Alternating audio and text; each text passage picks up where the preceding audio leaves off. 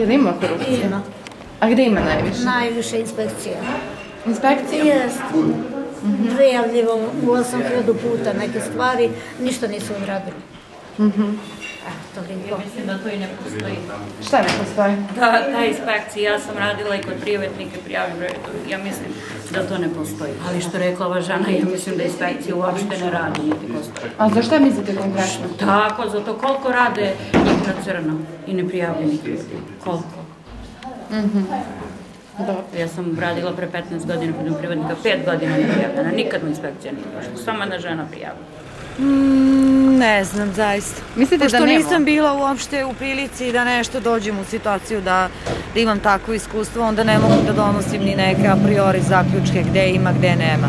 Mislim, mi dobijamo razne informacije, ali, kažem, čovek dok se ne sretne iskustveno sa nekim slučajem, onda ne može na bazi neke informacije koja može da bude proverena ili ne, da donese zaključak. Gde ima najviše korupcije?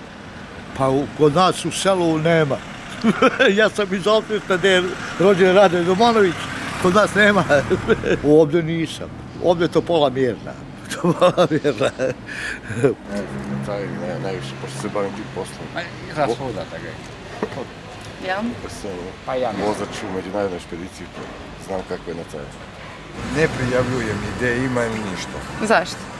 Iz razloga radim korektno, ne srećam se sa nekorektnim ljudima. Zdravstveno stanje svih mojih je kako treba, hvala Bogu, tako da nisam imao priliku da nikome dajem, da sam bio prinuđen da dajem.